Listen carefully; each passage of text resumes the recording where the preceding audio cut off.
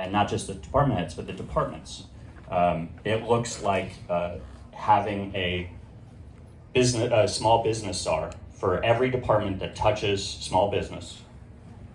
There is someone that is responsible for talking, if issues come up from building or planning that prevents our small businesses from getting things done and opening up their shops. I mean, we've all read all of these stories about ice cream shops and bakeries taking a year, 2 years just to get their permits. We are going to have a small business czar in charge of that.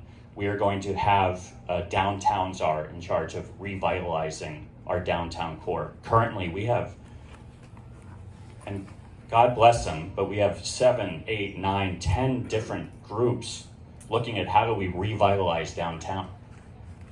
There's no leadership in this city. There is no one place for people to go. I talked to a friend at one of those groups, and they were talking about having like a group meeting to go through all these ideas instead of having one person in charge. And so we're going to restructure the mayor's office. We're going to hold our department heads accountable. If they're not able to get the job done, we're going to find new department heads. So who are you going to fire? Who are you going to fire? I'm not going to get into that now, but it's people are going to be held accountable. People are going to be held accountable. There's nobody that you think that is underperforming and needs to go? There's nobody who's been in government too long and has worn out their welcome? I think there's a number of people. And I'm not going to get into it. There's simply there's a lot of people that we need to look at. And who would you like to see go? I mean, yes, but yeah, we're going to start with the mayor, and that's where else. That's how I'm going to answer that question. All right, fair enough. Now, I saw you. And by the way, the reason I'm answering that question is because I'm going to sit down with every department head when I walk in. And we're going to have a game plan, and we're going to have metrics laid out, and I'm going to walk in with a team of people that you all will know about before Election Day, so you know who my 5-10 people are that are going to help us turn around a great American city. They're going to have proven track records in other cities or in this city of getting things done, and we're going to hold people accountable. I would have to sit down and interview every single department head, and they'd have to apply for their jobs again. Do you remember Ed Riskin? I mean, I did not spend much time with Ed, but I know the name. So Ed was a very brilliant man, and also, to skip ahead, like what people tell me about you, seen as a good man and a generous man and a kindly man, but he didn't know transit, and the transit people within Muni were able to snow him. Do you worry that not having been in government, that you would be susceptible to being snowed by these department heads? No, because the people I'm going to have around me, I've always had great people around me. I'm going to walk in with a team. You will all know who they are before, and we're going to hold people accountable. I'm going to have people that have a proven track record also of getting big things done. I'm going to hold people accountable. I'm not worried about being snowed. We continue to hear about different commissioners that apparently snowed the incumbent mayor and are still on commissions. That will not be me. I mean, if you're thinking about who I'm thinking about, with the majority of the Board of Supervisors, they could get rid of that guy. But that's neither here nor there. Do you have any idea who these top men are going to be? Or women? Yeah. I'm quoting from Raiders of the Lost Ark, but I'm talking to people all over this country and all over this city and every corner of this city. We have had an interim head of Department of Public Works for almost 4 years, or over 4 years. January 2020, yeah. 2020, is that right? We need to hire the best. We have the ability to pay people really well. I think a lot of people have lost confidence in City Hall, and I'm not just going to talk about the mayor. They've lost confidence in the bureaucracy, how broken the system is. And a lot of people don't want to work there. That's why we need leadership from the outside. We need also someone with hope and optimism, someone that is doing this job for the reasons that I will be doing it for, and that is because I love this town. I have no interest in higher office. I'm not going to use this as a stepping stone. I know some people have said to me that that's a bad thing to say, that people don't want to attach their cart to your horse. My plan is to do this for the next 9 years. 1 year of campaigning, 8 years as your mayor, and then I'm out. That is my desire. I only want to turn around this city. I want to be proud to be from San Francisco again. And I know all of you want that as well. And right now, we're just getting in our own way. We have leaders that care more about politics than people. And it's evident to everybody. Everyone sees it. And so, you know, you and I talked before, called me a nice, kind man. I appreciate that. People have said, how, you know, nice, kind people, they can't do this job. That's not true. And I'm going to prove it to you all. I'm sorry, please. So, I imagine the mayor's number one line of attack is going to be to contrast her upbringing with your own. But number two is going to be to point out that in 2017, you pledged to cut San Francisco homelessness in half in 5 years via tipping point, and that didn't happen. How are you going to defend yourself against this certain line of attack? Where do you want me to start, first or second? Both. The first one, my daughter came home from school a couple nights ago, and we were talking about choice and chance. My circumstances as a kid were chance.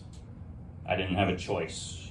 I had chance, and I am incredibly grateful for the opportunities that I've been given. I'm proud of the legacy of my stepfather's company, Levi Strauss. I'm proud of the values of that iconic San Francisco company. And I ask everybody to judge me based on the choices that I've made. I have chosen a life of service to my community. Tipping Point being, and before that I worked at a place called the Robin Hood Foundation in New York City, focused on fighting poverty in New York City. Before that I worked for Bill Bradley, whose central theme in his presidential campaign in 1999-2000 was poverty. Everything I've done in my life is about serving people, providing opportunities for others, trying to get everybody an opportunity just like I had those opportunities. And so it's going to be up to you all, the voters, to decide whether or not that's okay or not. But I'm proud, and I will stand on my record and of the choices I've made in my life. We pledged to cut chronic homelessness by 50% over 5 years with a $100 million initiative. So we didn't say all homelessness. And actually how that came about was we saw Salesforce and Mark Benioff really taking on family homelessness. We saw the US government taking on the issue of veterans homelessness. And we wanted to tackle the most challenging issue, which is chronic homelessness, people being out on the street for more than a year, multiple disabling conditions, whether drug addiction or alcohol abuse or mental health issues. We partnered, that funding was private. We raised a $100 million fund that we deployed over a 5-year period. Half of that money went to building 833 Bryant on time, under budget. Once again, we handed the city on a platter a model of how we get housing built in this city. We should be taking that model and building workforce and middle income housing for our teachers, for our nurses. We should look at doing it for our firefighters and our police officers, because 80% of our police officers live outside of San Francisco. So we have done, last year alone, we prevented a tipping point, and I can't say we because I'm no longer engaged or involved in the company, but we prevented 6,000 people from either falling into homelessness or we helped them get out of homelessness. No one foresaw a pandemic hitting, but we actually, I will say the federal government, with the child tax credit and all the aid that came out, we actually reduced poverty in this country a great deal. And so there's actually a lot to be proud of during that last 5-6 years. Are we satisfied with what we did around cutting chronic homelessness? No. I think we dropped it by 13%. Wish it would have been 50. We got more work to do. We got more work to do. Now let's go back to what you were saying. You know, when I do talk to people who work with you, they don't doubt your intentions and they don't doubt your honesty. But that's not politics in San Francisco. And I would ask, you know, your character is not under question here, but what in your constitution has prepared you for a very mean process and a very destructive process, not just of running for this job, but running this city? My skin is getting thicker by the moment. This is the first time I've been in a public setting with one of our most talented journalists in the city grilling me. I'm prepared because I care about this city. I care about getting the job done. I care about everybody on the streets, and I care about all of our people not on the streets. I guess you're going to have to watch and see, but I'm ready. I'm fired up. I'm having fun, by the way. Like, people all week long, I'll tell you, I went to a friend's house, and he was like, I'm inviting some people from my kid's school. We'll have 20, 30 people. 100 people crammed into this spot. My friend Danielle had an event at a North Beach bar. She said to me the day before, we're gonna have 15, 20 people there. 51 people showed up. I know Manny has had this room much more packed than this, but people are hungry for change. They want leadership. They want leadership from the outside. You all are here because you care deeply. I've never seen San Francisco more engaged, more fired up. I mean, we're more than a year out from the election, and we're getting crowds like this, and so that strengthens my resolve. And some former politician in the city, I won't name him, said to me, "This is going to rekindle your love for San Francisco, this campaign," and it has. I'm going to places that, you know, I would have gone as a kid, but I haven't been to for a while. Spending a lot of time in the Sunset and the Richmond and West Portal. I was in the Mission all morning, and we got a great city. And so everybody talks about, oh, how tough this campaign is, like knife fight in a phone booth. Good. I mean, listen, I know they're going to come after me. You just have to look out the window and see that they're coming after me. And people they don't know my name and they're coming after me. So I'm good. I'm ready for it. So bring it on. You're 46. You've lived in the city pretty much your whole life. When was the last time we had a good mayor? And who would you emulate? I would point to are mayors that don't make excuses. You've got to look at Willie as someone that got stuff done. Whatever you think of him, he got stuff done. I saw Mayor Newsom up close. He took tough positions. He took positions on gay marriage, for example, where everyone in the Democratic Party said that's a bad idea. Don't do it. And he did it. It was a bold choice, a bold move. And now, we all know that we knew then, I knew then it was the right move. But that's the type of leadership, boldness that we need again. Have you criticized the inefficiency, the scleroticism, the corruption of San Francisco government before the present day? In a public forum? As the head of the largest nonprofit in San Francisco and in the Bay Area, we've raised over $500 million to tackle issues of poverty. It was our job, and actually, I'd say about 5-6 years in the homelessness initiative that we talked about earlier was sort of our first foray into policy. It was our job to work with government. It was our job to test ideas, test solutions, and then hand them off to government to scale. We never took a dollar from the government. It was all privately financed, just to be very clear about that. But we wanted to work, and so our critiques and our criticisms were always quietly done. It was not publicly done. as the CEO of, one of the largest philanthropic organizations on the West Coast or in the country, going after mayors and supervisors was not our preferred method of making change. Well, this brings me to, you had said you want to be proud of San Francisco again. What I'm wondering here is, how many of San Francisco's problems are new? I mean, this you could talk about as a matter of scale, but many of the things we're seeing now are not new.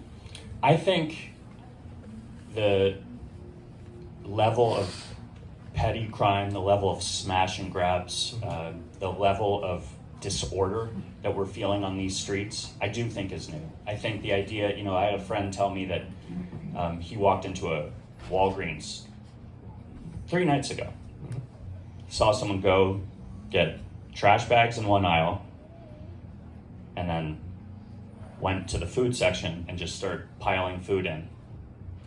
And he got so upset that he went to the security guard. Security guard's like, I can't do anything about it. That is new. I don't think we've seen this type of boldness, this type of there are no consequences. I haven't seen it in my 46 years. Have we gone through tough times before? Absolutely. And by the way, we're going to get out of this. We are coming back. San Francisco's best days are ahead of it. But you ask me what's going on now, I haven't seen this type of, where small business owners tell me that they have a pack ready for their clients who are coming in to shop, and when they leave, they come back because their windows have been smashed in their car, and they have a pack ready to go with plastic and duct tape, and it happens 4, 5, 6 times a week at one small business on the north side of town. That is new. The fentanyl crisis, it is new. 3 people are dying a day in our city. We have 900 people. You talk about departments. I want to know what the Department of Public Health is doing. I really do. I think that we have real issues.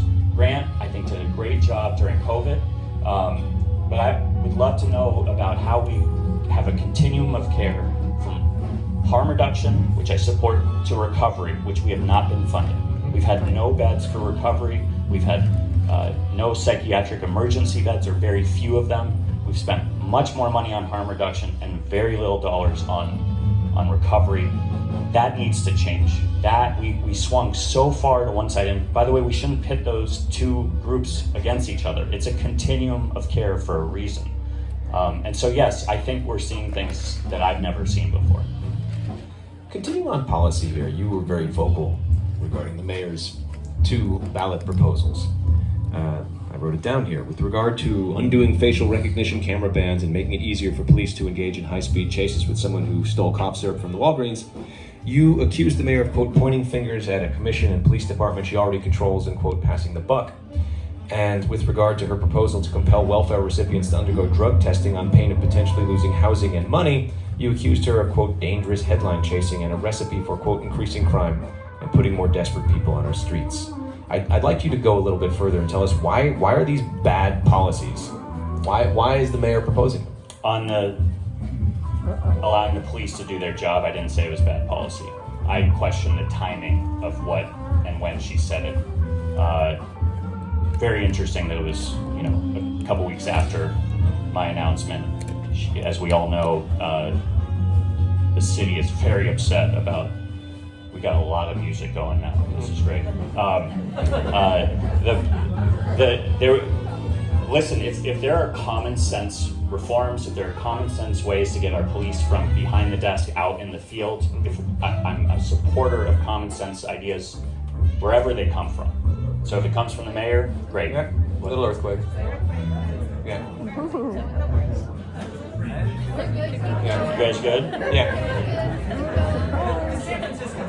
We're good.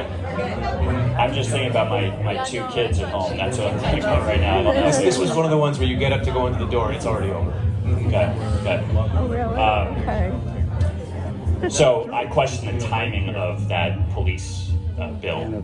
In terms of drug testing GA recipients, her her own, Trent Rohr actually said the next day, there's a poison pill in this, and we can't implement this policy because we don't have the beds. I mean, those were her own department head's response to her very quickly put together news conference, which I do believe was chasing headlines. What I want to stress to everybody is that we need more recovery beds and more treatment beds.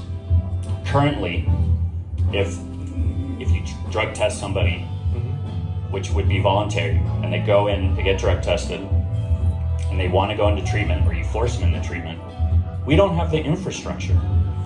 Health Rate 360, a San Francisco funded nonprofit, a San Francisco government funded nonprofit, turns away 50% of the people that want treatment.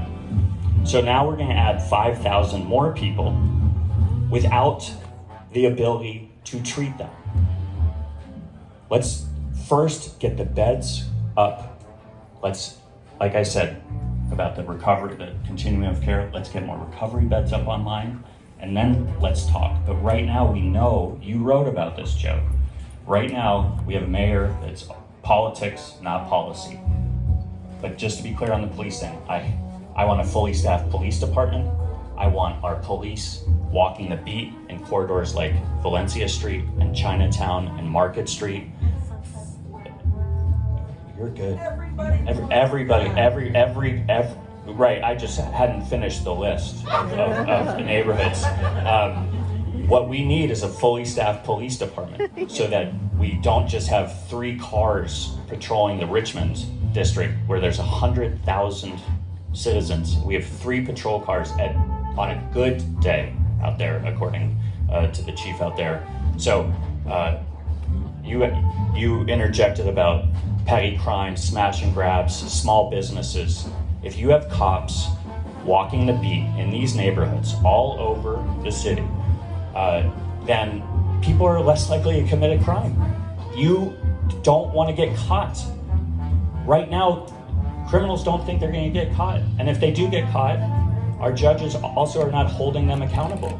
In many, especially those that are dealing fentanyl and dealing drugs and killing our citizens.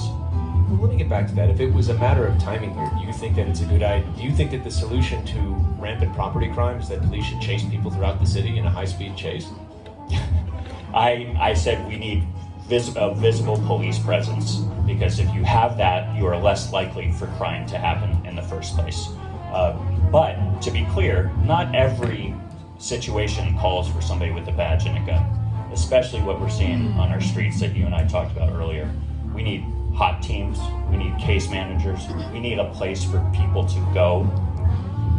You have to have a carrot and a stick. Right now, all we have is carrots in terms of just, and because we don't have beds for people. We do not have the beds for people that are suffering with mental health, with drug addiction on our streets. So I'm not suggesting that we want cops chasing people over the street, but I want cops on the beat. I want cops in every neighborhood, because when I go talk to elderly Chinese in the Richmond and the Sunset, they're scared to leave their homes, Joe. Their kids, their grandkids are telling me that they're so isolated that they're atrophying. That's a word that someone told me, they're atrophying in their homes. I've had 2 kids, 14 years old and 12 years old, over the last 3 weeks tell me their bus ride on Muni to school each morning is scary. Not okay. So we have all these different ambassador programs. Why not have an ambassador program on Muni? Why not make our kids and our families feel safe sending their kids to school each morning on Muni? And yes, I think we need to support our police officers, and we have an oversight committee. We should always hold them accountable, but we also need to support our police. Should we be voting on police equipment procedure as the mayor wants us to? On the technology? I mean, this is not unlike us voting on tasered policy a few years ago, which lost resoundingly. But I mean, is it even a good government move for us to vote on something like this? I think if as long as we have a police commission, and I do think that a mayor, our current mayor, did pick 4 of the 7 commissioners, to be very clear.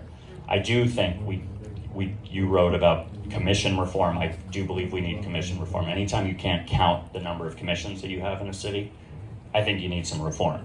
I don't think a mayor's appointees should have to go through the Board of Supervisors and them interview them and be able to nix them. So I think a mayor should have their 4 appointees. But apparently, this one person that we've talked about flipped on her, is what she says, or didn't tell her the truth. I don't know. It's just one more. They changed their minds. I would guess you're referring to Max Carter Oberstone. Well, that's who she's talked about. Yes, as flipping. I'm not sure what that means. I was not part of the interview process of him. I don't know where they got into a Do we need to change the process of how these things are done because she couldn't vet her candidate? Yeah. Well, all I'm saying on the commission reform is, if a mayor gets 4 picks and the supervisors get 3 picks, the mayor should get the 4 picks. She didn't complain about the 4 picks until now. And let's be very clear about this Board of Supervisors and this mayor. We cut funding. We defunded the police. $120 million was cut. We had training. But more went back. The police have the highest budget now they've ever had. True. Recently, yes. No, so I'm just saying we've had like some yo-yoing going back and forth on where we are, and I'm making, I think, the same point you're making. So no, I don't think voters, I think the police chief and the mayor should be in charge of the safety, and then we vote on them, or we vote them in, or we vote them out. And do you buy into the thesis that's circulating around now that the mayor isn't powerful enough? No. Explain to me why not. You were quick on that one. I think have the supervisors chipped away at the power? Yes. This commission reform that we talked about, I think there's some good ideas in the report that you mentioned in your recent article. One thing I would say is, if you have 4 picks, you have 4 picks, and they don't have to go through 5 hours of interviews with Board of Supervisors, 10 hours. But you got to repeat the question. I just lost my train of thought. The music got Is the mayor not powerful enough? Does the mayor need more power? I think this mayor has chosen the DA, the city attorney.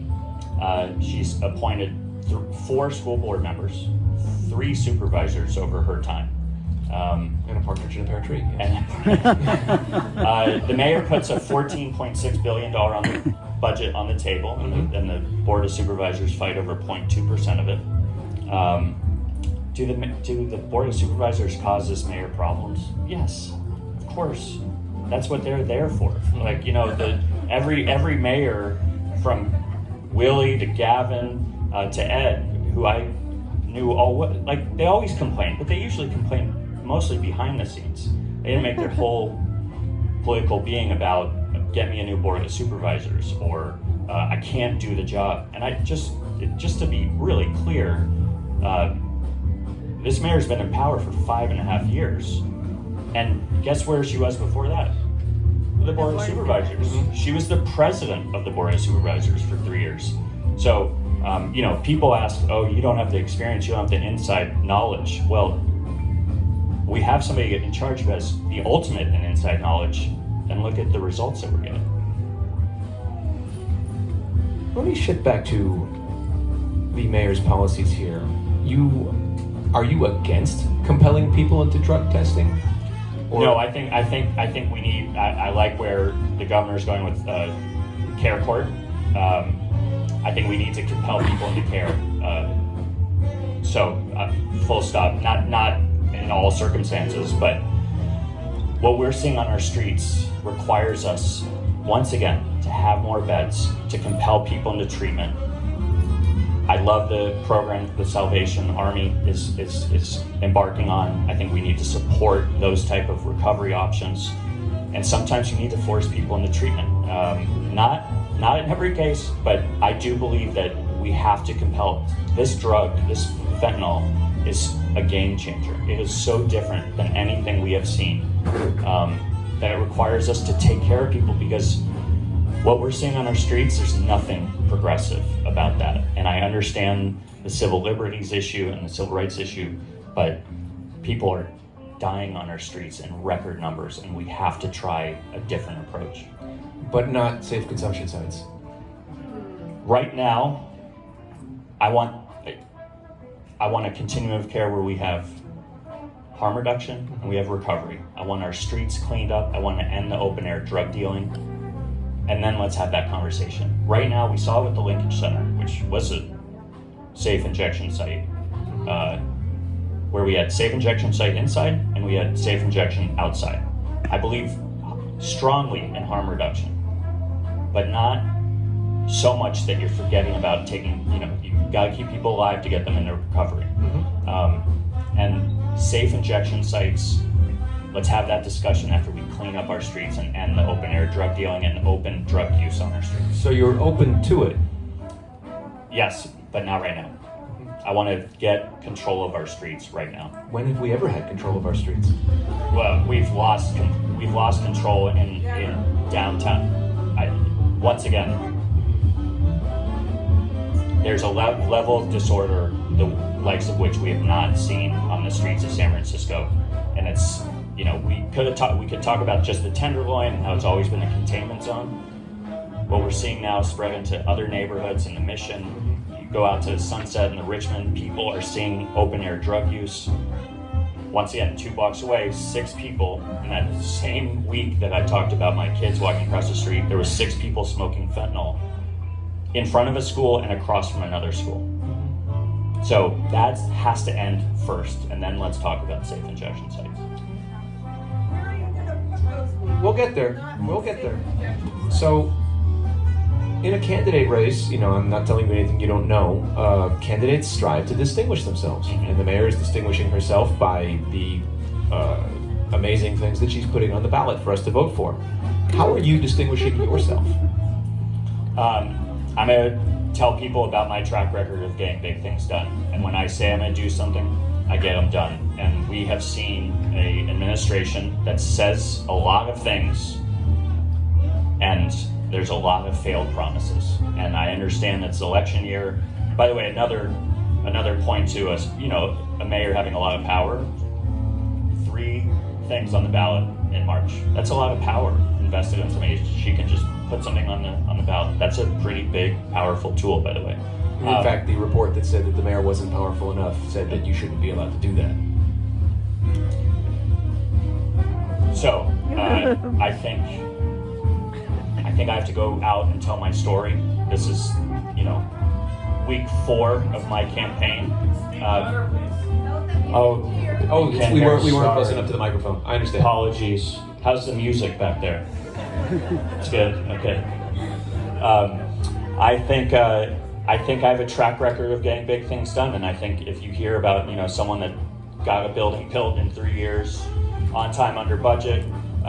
If you see about somebody that brought a global sporting event to this region and built a team from 0 to 60 people, we had to raise $60 million. We made the most giving Super Bowl ever. Just look at what I did with Tipping Point. And when the North Bay fires hit, our neighbors up north were really struggling. A lot of business leaders circled around me, and together with 90 companies and nonprofit organizations, Tipping Point was at the center. We put an emergency relief fund together. We had a concert at AT&T, what was then AT&T Park. Metallica headlined. We had Dead and Company. We had a 40,000 person concert that we pulled off 6 weeks after those fires. We put our first responders up front at that concert. We raised $17 million that night. We continued to raise money. We raised $35 million in a 2-month period. We got $35 million out the door into a region that we had never funded in. Because we partnered, we found the right people. I'm telling you, what differentiates me from anybody else in the race is that when big things need to get done, I get it done and I deliver.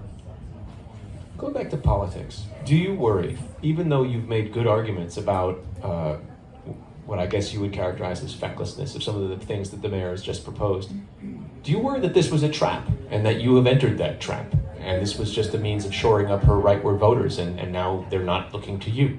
I saw your Eric J quote. Eric, he's a smart man. I'm not sure what trap you're referring to. I don't think this mayor wanted me to enter this race. But you have entered the race, and, yes, and now you can't. She's driven to the right, and you can't go around her.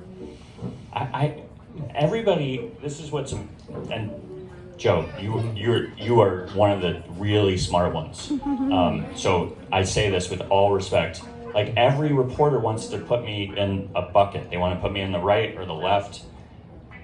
Everyone in this room is tired of that. They want clean streets. Like, literally, just clean the streets. They want people off the streets and into shelter beds or into treatment. They don't care about progressives or moderates. I have sat in the Castro with 20 people, all voted for Mark Leno for mayor. And I've sat in, in the north side of town. Everybody was a London Breed supporter. And guess what? All of them are upset with the state of San Francisco. All of them want more public safety. They want to feel safe getting on the bus, having their kids walk to school. They want their small businesses not to be graffitied and their windows smashed. They all want the same things. They don't care if you're a moderate or a progressive. They want somebody to get things done. And so, trap. I'm not running against this mayor. I know people say you're always running against people. I'm running for San Francisco. And I'm running for turning our great city around, and we will be amazing again. This is my last question, and then I will go to some of the audience questions, which is, you have said that without course change, our children will not love San Francisco as we do. And I want you to explain to me what that you can articulate about your love for this city, and what do we risk losing? I think without the leadership that this city desperately needs, we risk losing it. I think with leadership, we're going through one of the worst times I've seen, but we are going to come out of it. I mean, listen, we have some great parks. Some of our neighborhoods are thriving. Our downtown is not. Parts of the Mission are not where we are sitting right now.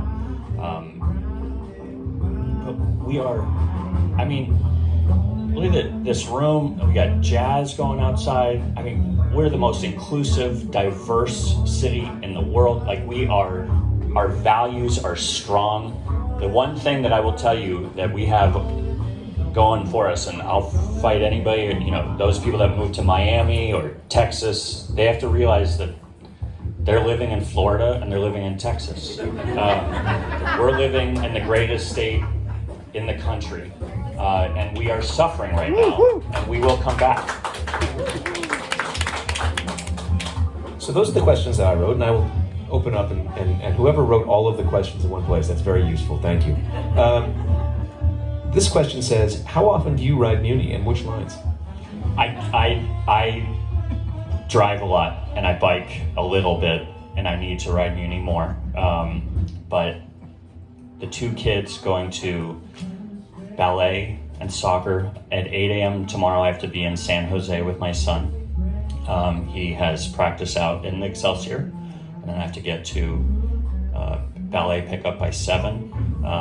My daughter's taking the bus now, and I need to do more of it. This question asks, what would you do about the situation of the 24th Street Park Plaza? The markets, what's the... just general chaos, illegal... How about the 16th and the 24th? Mm-hmm. I think we need to shut down the sales. I mean, the mornings in the Mission on 16th and 24th are pretty chaotic, and we cannot have, we have businesses that are paying, $20,000 and spending 6 months going through planning to put a gate up to prevent their windows, and then, we have people that are not going through any of that, being able to sell. I think for the sake of the small businesses on our corridors, we need to close those. And this question, I'm going to try and distill it, essentially says, do you worry about splitting the moderate vote, and would you be all right if your candidacy resulted in Mayor Aaron Peskin? I get that question a lot. We're 12 months out. I'm going to focus on my candidacy, getting out to every corner of the city and telling people why I'm the best candidate and why I'll be a great mayor for this city. And that's my focus right now. This question says, what do you think of our current Board of Supervisors system of district elections, and would you support reform to run at-large elections? I've read all the different reports. I've talked to former mayors that feel like, I think there's pros and cons to both. I think you have the problem with district elections is that people don't think about the whole city. They think about their own little bastion and their own little fiefdom. I'm not strongly in favor or opposed to modifying it. I think you talked about that report. I think it's worth considering. Past mayors have said that they liked it when they could run against a supervisor to talk to them about citywide issues. I think we have too many little fiefdoms, just like our department heads have their fiefdoms, and there's no coordination around those. We have supervisors that don't think citywide, and I do think that's a problem. This is germane to where we are. How will you make the streets safe for cyclists and pedestrians? I think we need to. Manny and I have talked about what's going on right here on Valencia. I like the idea of trying different approaches, but we need a citywide plan. We need community to work. We need mobility. I believe mobility equals freedom. I believe that our seniors need to be able to get on a bus.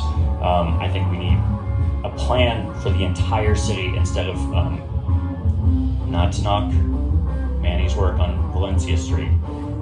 I like that we're trying things, but Everybody hates it. No. I don't think everybody hates it, by the way. But we need a comprehensive plan citywide, and we can't do this piecemeal. This is the last question. It says, your lived experience is clearly very different than that of the average San Franciscan. How can you assure us that you're in touch with what everyday San Franciscans care about? Yeah. It's absolutely a fair question, and I'll tell you that I'm out every day, in every corner of the city, talking to everyone, whether they be a member of labor, a small business owner, a big business owner, a nonprofit executive, a CBD head. I've spent a lot of time with a lot of CBD heads who understand what's going on in the streets, and me rolling up my sleeves like I do all the time is how I will be as mayor. I'm going to walk the streets. I'm going to walk them with our police officers. I'm going to walk it with our nonprofit leaders. I'm going to walk it with our, those people at the CBDs who are in charge of picking up the trash. I'm going to be on the ground every single day. I will not be a mayor that sits in room 200, gets in their Suburban and goes from one event to the other. I'm going to be on the ground every single day, and that's my promise. Well, Daniel Lurie, thank you for coming and talking with us. Thank you very much for having me. Thank you all for coming out. I appreciate that everyone came out on a Friday. That is, people do things on Fridays. I have been asked by the powers that be to also suggest that if you like programming like this and you like Mission Local's coverage, to not hesitate to visit the site, missionlocal.org, and if you consider donating to the site so we can keep paying our reporters and paying our landlord, and so I can put beer in the fridge for my staff, I would be very grateful. Thank you kindly.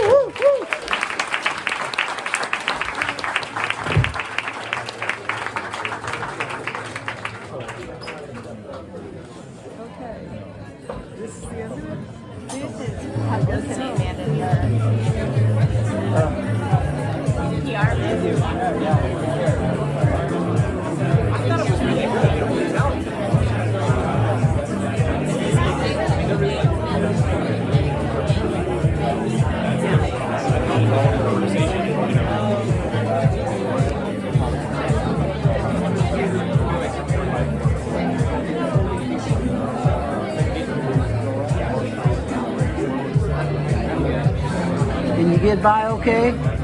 I just, you might put your cane in. Your cane. Oh, just, I'm yeah, sorry. that would be great. Yeah. Thank you. Wait, Skippy.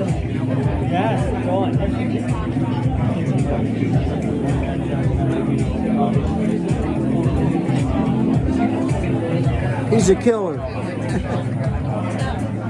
he bites. He bites. Does he? That's the only reason I got him. He was on death row.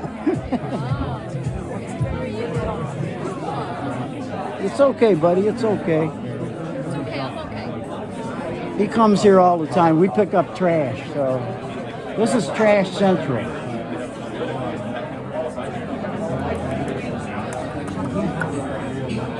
It's okay, Skippy. It's okay.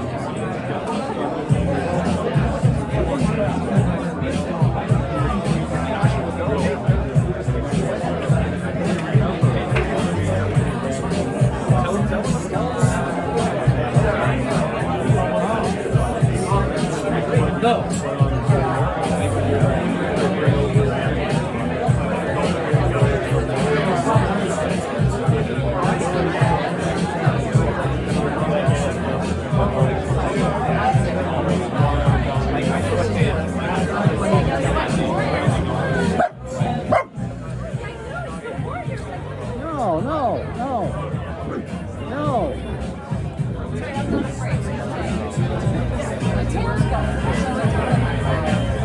He's ready to go home. I'm waiting for the place to clear out. Sorry about that. Hey, he only barks at pretty girls.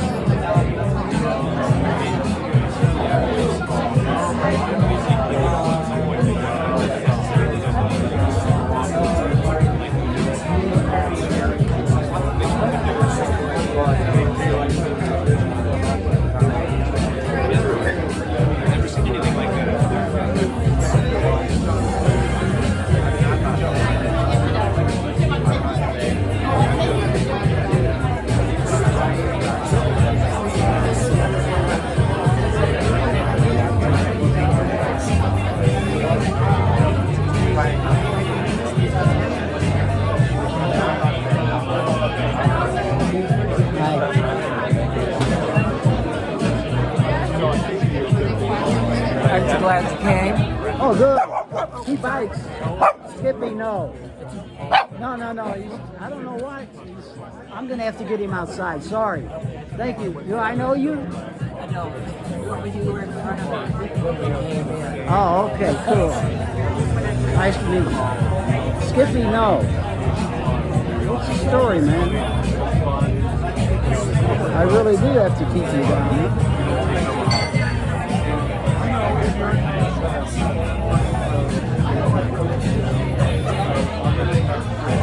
So Skippy's getting brutal here. I don't understand why. White hair? I've got white hair when I've got hair.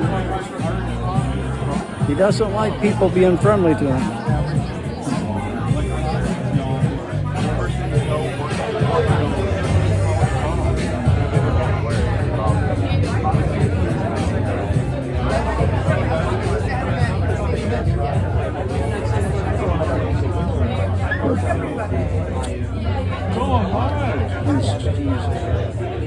Hi, Lance.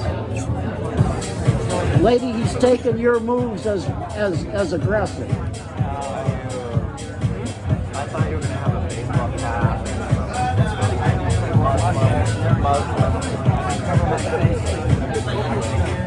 Yeah, we're gonna hit the road here. This lady is really intentionally fucking with the dog.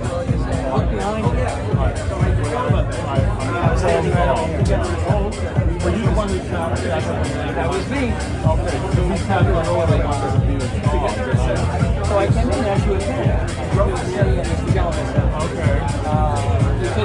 Lady, you're gonna get bit. You're making aggressive moves in front of his face, and he bites people.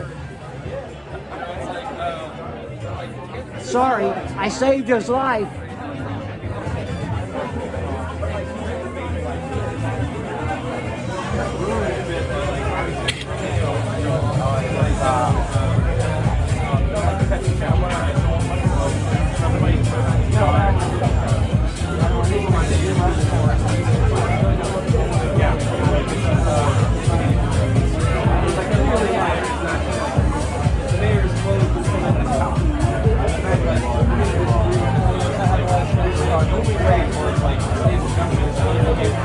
people on this body.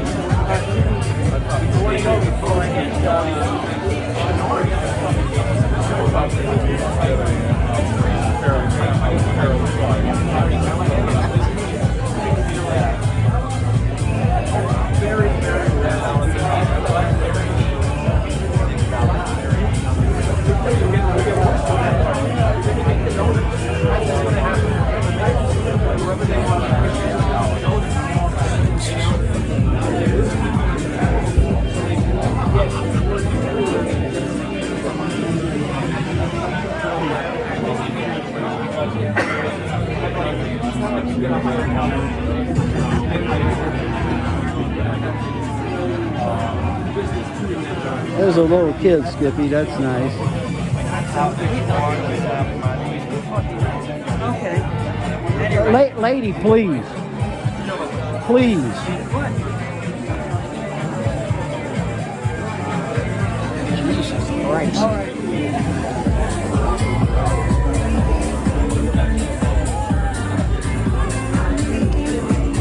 I think she's trying to get bit.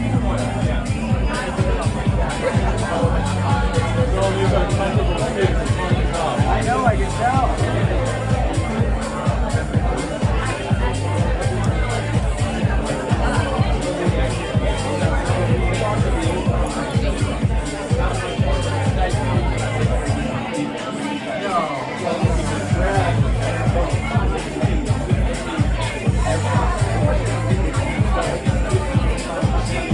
You know him?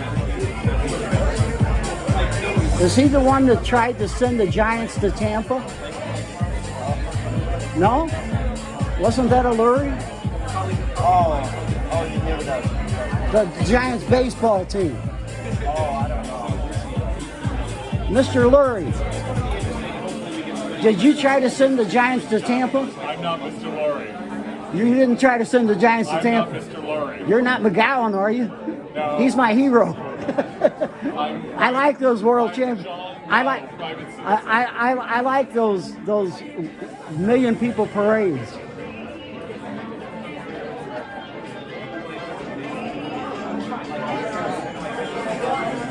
A way of rubbing people the wrong way. I'm going to sit here till the thing clears out and get Skippy out without biting anybody. He's gotten wired up here.